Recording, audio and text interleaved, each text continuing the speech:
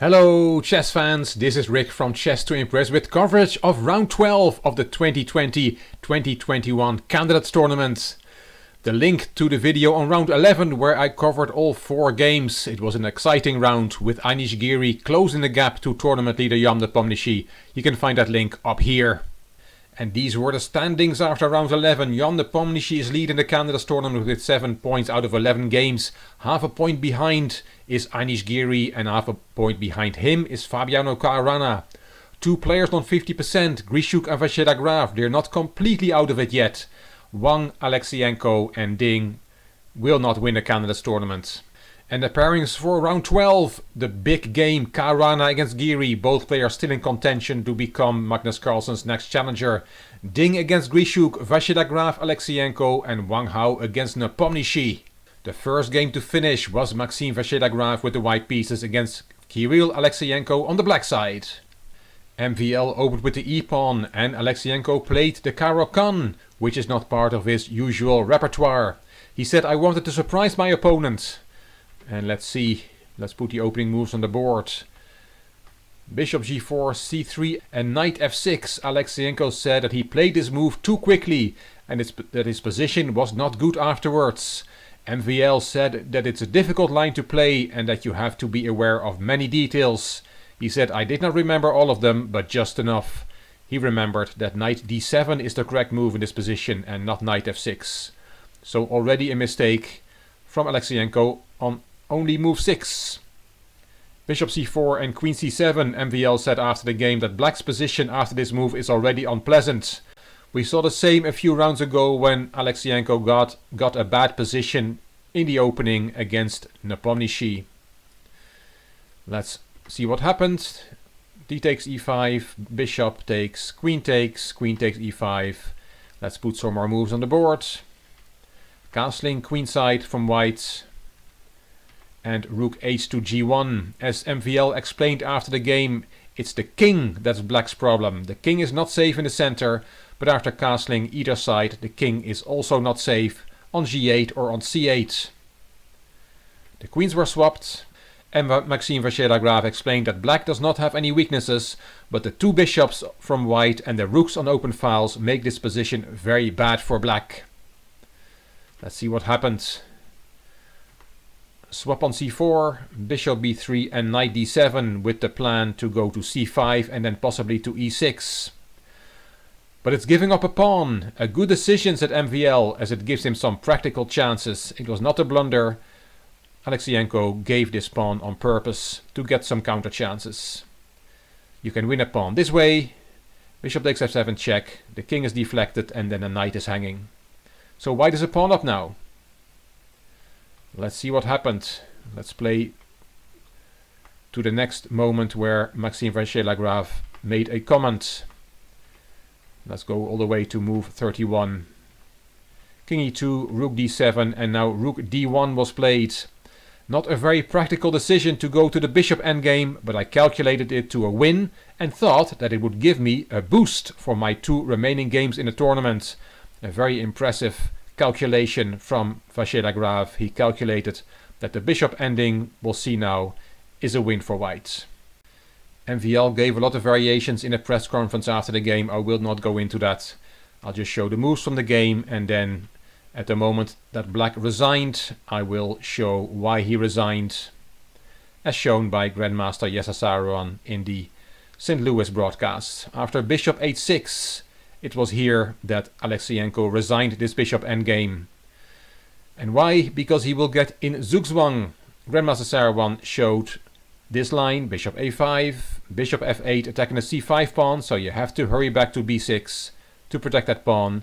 Then bishop d6, bishop a7, you have to keep the c5 pawn protected, bishop c7, king d7 attacking the bishop, bishop a5, the king has to hurry back to e6 to keep the white king out, and then a very nice move, h2, h3. If you move your king here, then there will be f4, f5. If you play your bishop, then the white bishop comes to b6 and will collect the whole queen side. And if you play h5, h4, then the bishop goes back to d8 and will take that pawn on h4. So in the final position after bishop h6, It looks a bit premature to resign, but it isn't. Alexeyenko saw that he will be put in zugzwang and that there's nothing that he can do against that. A nice win from Maxime Vachier-Lagrave, and as he said, he hopes that this win and this nice calculation at the end will give him good energy for the last 2 games. He will play Jan Nepomniachtchi in the next round. The next game to finish was the big clash between Fabiano Caruana and Anish Giri. e4, c5. My plan was to give Caruana a chance to play, said Giri. We were probably both in a must-win situation. And yes, we have a Sicilian. Let's put the opening moves on the board. Knight takes c6, b takes e6, castling, and e takes f4. I wanted to get my knight on e5, said Giri, through this maneuver. And we'll see that happening. Bishop takes f4, bishop e6, making room for that knight, queen g3, and there goes the knight. And rook a d1 was played.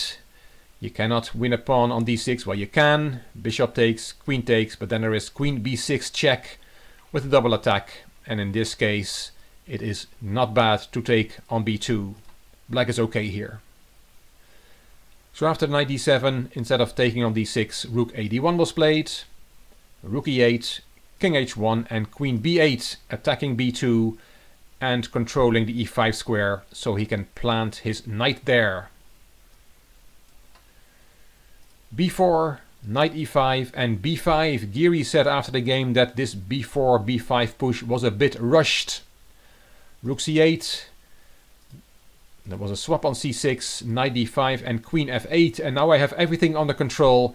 And I have a trump card, which is my knight on e5. And he said also psychologically this is good for black. White was in a must-win game, and if after 20 moves Caruana finds out that he really cannot play for a win anymore, then it's very difficult to change the approach and play for a draw. c4 is the move here, a better move than the move c3 played in the game, as both players agreed. Rook a to c8, rook c1, the knight went to g6, and bishop d2. White is not worse. He has either bishop b5 or bishop g4. But the move from the game, bishop d2, is too passive, and now I can take over the initiative, said Giri. And he did that with bishop h4, hitting the queen, queen e3, rook c5, c4, and h6, with the plan to trade the bishops, which is very unpleasant for white, explained Giri. Let's see what happened. Indeed, the bishops get swapped. Bishop takes d5, e takes d5, and now knight f4. In the St. Louis broadcast, knight e5 was also suggested, a more positional approach, putting pressure on the c4 pawn. But knight f4 is more ambitious, more aggressive. The knight is closer to white's king. Let's see what happened. We'll go to move 36. Queen takes a7, rook a4, and this is an important moment. Black is going to win the a3 pawn, and can white win the d6 pawn in return? With queen b6, rook takes a3, and queen takes d6 to keep material equality. That is not possible, as Giri showed, because of this very nice exchange sacrifice. G takes and queen e2, and white will get checkmated. And because of this variation, white cannot regain the pawn on d6. And that's why, after rook a4, Caruana rushed back with the queen, back into the defense. But after rook takes a3, black is now a pawn up. h4 and queen e5. Note that all black's pieces are on the opposite color of the bishop. They're all on dark squares. Giri is attacking Caruana on the dark squares where the bishop cannot help the king. Very nice play, very instructive. A pair of pawns was swapped. Rook e1 and rook back to a8, bishop e4, and now Giri said he should have played f5 immediately. But he played rook a2 on move 40. What a spectacular move. But Giri said afterwards that it was a bad move. But no harm done. It's clear you cannot take the rook, because then there is queen h4 check, king g1, queen takes e1 check, regaining the rook, and you will win the bishop as well. So after rook a2 you cannot take that rook, that is clear. But white can play rook b1, also a spectacular move. just leaving the queen hanging on f2. What happens if you take the queen? I'm sure you've seen it. Black has a back rank problem. This is checkmate. So after rook b1 you cannot take the queen. That's obvious.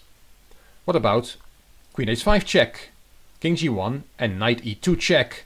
And Giri said first he thought this was winning, but he still has a back rank issue. White can now sacrifice the queen. Queen takes e2, and if you recapture there is checkmate on the back rank. So after rook b1 you cannot take the queen, you cannot play queen h5 check, you have to play the rook back to a8, protecting the back rank. Nice little intermezzo there on move 41. Rook back to e1 and now f5 played by Giri. The bishop went back to b1, king f7, rook e3, check, king g1, and the final shot, very powerful from Giri, knight takes g2, which caused white Fabiano Caruana to resign and almost certainly give up his chances to become Magnus Carlsen's challenger again. Why is knight takes g2 so powerful? What happens if you take? Well, that is simple, then the rook is hanging. Black wins material. What if after knight takes g2 you play rook g3, attacking the queen? Well, then there is queen c1 check, and if you take the knight then there is checkmate on h1. Very nice variation. White's queen and rook in the way of the king. If after rook g3 queen c1 check you don't take the knight but you interpose the queen, then there is rook h1 check, deflecting the king and winning the queen. Very nice variations and a beautiful last move of this game, knight takes g2. What a big win for Giri, winning with the black pieces against the pre-tournament favorite who was still in the running to win the candidates once again. Now let's look at the game of the tournament leader Jan Nepomniachtchi. He had the black pieces against Wang Hao. Here we see both players in action, and here we see the handshake after the game. Let's see what happened. Another e4 game, and in this case we had the Petrov, the Russian defense. Let's put the opening on the board. We see a quick swap of queens here on move 9. Castling knight c6, c3, h6, and here knight h4. Nepomniachtchi said afterwards that he only looked at knight e5. He had missed knight h4. He played rook e8, knight f5 check. He gave his bishop for the knight, king f8 and g3. Nepomniachtchi said, I was thinking how not to get into trouble. It's equal, but white has two bishops and white can slowly build up. Maybe swap a couple of rooks and go for a breakthrough.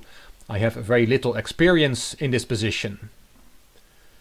Knight e7, bishop h3, knight c8, knight d2 and a5. I had no idea what to do, so I started to move around and fix the structure, Nepomniachtchi said. Let's keep going. g6 on move 20 and now f3. That's a weird move, said Nepomniachtchi. When the knight gets to e3, it needs to be supported by the pawn on f2. White should not be afraid of knight e4. And that's why Wang Hao played f3 to keep that knight out of the e4 square. Knight b6, b3, king g7, king f2 and knight b2 d7. Since white has played b3 and f3 and the bishop on h3 is somewhat misplaced, maybe there's a plan for me to play c6, c5. This push, said Nepomniachtchi. Let's see what happens. Does he get that c5 move in? He does indeed, here on move 27. The pawn was taken, bishop takes, king g2 and bishop back to b6. And here I thought I can put a bit of pressure on white, said Nepomniachtchi. Rook a b1, rook c6.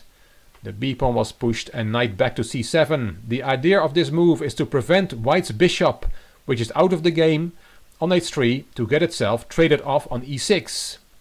And he said white's position is clumsy. Very instructive, removing that knight so that white cannot take it and that he is stuck with that bad bishop on h3. A pair of rooks was swapped and a pair of pawns. Rook takes b7, knight d6, rook attacks the bishop, bishop takes on c3 and bishop d7. Nice move, said Nepomniachtchi, but I now thought I could get an endgame which would be unpleasant for white. more pieces get swapped this way, and rook back to c6 to protect the knight. But I don't think there's something real, said Nepomniachtchi. Wang Hao said, I was very tired, I could not calculate anything. And here rook e7 was played, a bad move as both players agreed. What Wang Hao should have done is play knight e3 instead. And there's a nice trick here. Black does not have to be worried about that pawn on d5. He can just play king f6 to activate the king, because if you take on d5, then you lose material with king e6 attacking both pieces at the same time. Another option instead of knight e3 is to play knight d2, and that is what Wang Hao should have done according to Nepomniachtchi.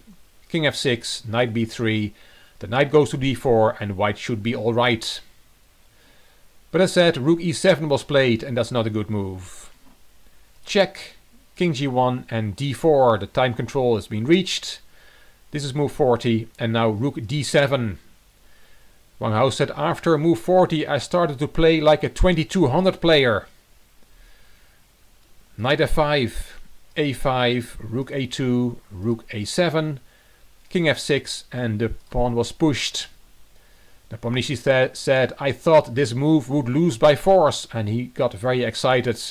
He played h4, rook a8 and h3. That pawn proves to be a thorn in white's side. a7, and now Nepomniachtchi had planned to play rook g2 check. And then after king h1, which is the only move, knight e3. But then he found that white can save himself with the move rook h8, which is the only move to hold the game. And Nepomniachtchi said, when I found this I was quite disappointed. After knight e3 you cannot play another move, for example rook b8, because then you lose in a very nice way with knight d1, which is threatening knight f2. Checkmate. So you have to play rook b2 to cover the f2 square. Knight f2 check anyway. You have to give the rook. Rook takes, and the rook is on time to stop the a pawn. The rook can hurry back to a2, and promoting to a queen doesn't work because there is still a checkmate on the board. Very nice variation. But after a7, Nepomniachtchi saw that rook g2 check does not work.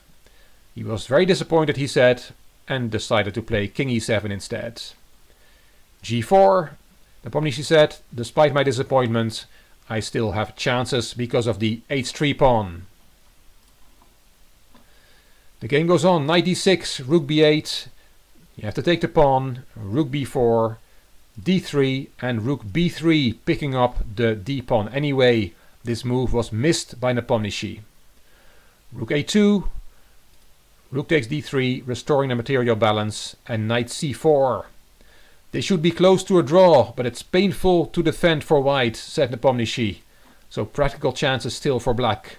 Knight g3, rook g2 check, king h1 and king f8, a cunning move to take away white's main defensive idea of rook e3 check and rook e2. Rook c3 was tried by Wang Hao, attacking the knight. Knight went to b2, a check, and don't go to e7 because there is again rook h8, and that saves the game. So after the check, Nepomniachtchi went to g7, rook d8, rook f2. Black is going to win the f-pawn, king g1, there goes that pawn. Black is again a pawn up, knight e4 and rook e3. Nepomniachtchi said here that he almost blundered here with knight d3.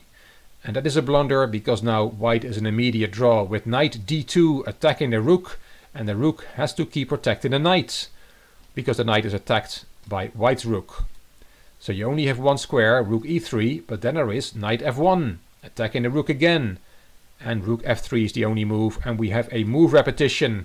And Nepomniachtchi said, I would have probably broken something here if this had happened. He just saw on time that knight d3 does not work, so he played rook e3 attacking the knight. Knight g3 and the rook went to a3. And here on move 59, Wang Hao resigned. White's position is bad, but the general consensus was that Wang Hao resigned too early. Although Grandmaster Daniel Dubov said white is objectively lost, but also practically. Wang Hao said, "I resigned because I did not want to continue." And Nepomniachtchi said, "This is a very bad position for white. The g4 pawn is very weak." And he showed one example variation to show how bad this position is for white.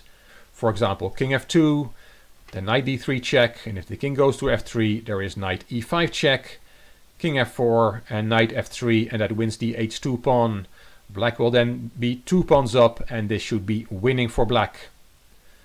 So Anish Giri won with the black pieces, but Jan Nepomniachtchi did the same, and he keeps his half-point advantage.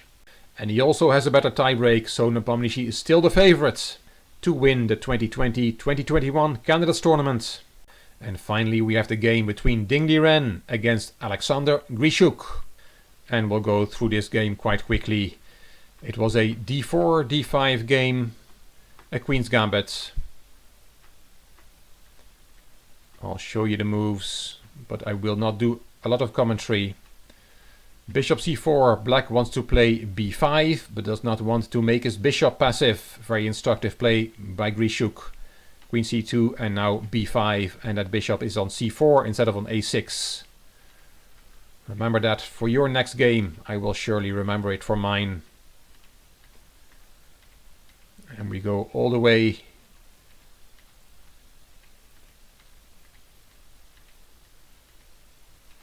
to move 37. King f2 and rook a1. Queen a8 would lead to a draw, said Grischuk. But he played rook a1, and after rook a2, now he played queen a8, and he thought it was the same thing. But he blundered white's next move, which was knight c1, defending the rook on a2 a third time. And I'm in big trouble suddenly, said Grischuk.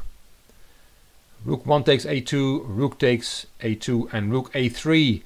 And Ding asked him, why did you not play rook a4? Yes, that's maybe better, said Grischuk. And the variation they looked at is rook takes a4. And you cannot take with the queen, because then the c6 pawn is hanging. So you have to take with the pawn. Then b5, c takes, queen takes and a3. And then white plays knight a2. And maybe black has chances to hold, said Grischuk.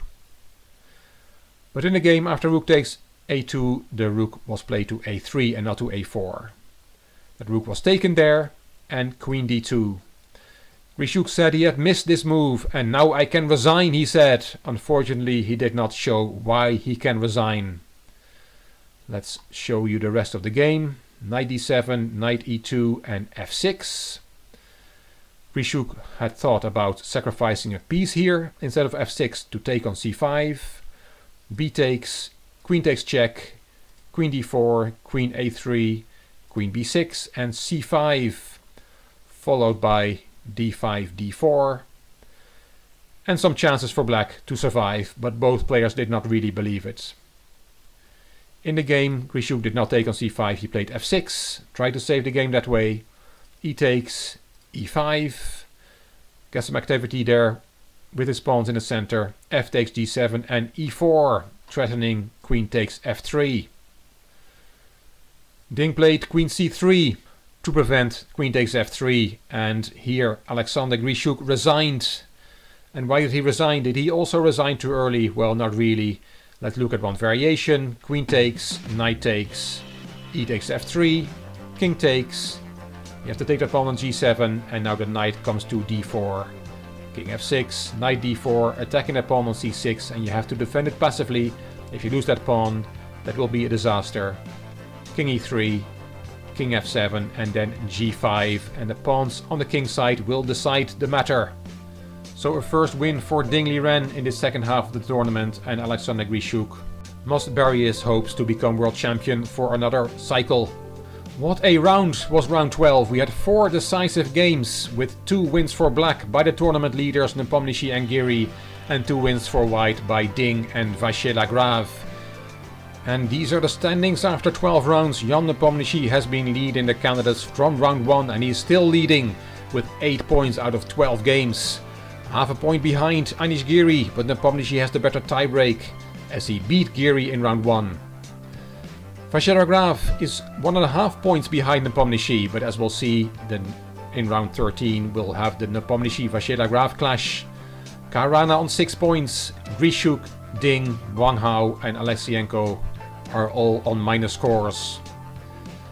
Sunday the 25th of April will be a rest day, and on Monday the 26th of April we'll see these pairings in round 13. Wang Hao against Caruana, and the big one, Nepomniachtchi against Graf, Alexeyenko against Ding, and Grischuk against Giri. Can Giri win another game with black? I will be here after the round to tell you what happened. I hope you like this video and that you'll keep following the Candidates tournament with me till the end. If you like the video, please give it a thumbs up, please subscribe to the Chess to Impress channel, and please leave a comment. I will read them all and I will reply to them all. If you like the video, it would be great if you could share it on social media by clicking the share button on YouTube. You can find me on Instagram, on Twitter and on Facebook.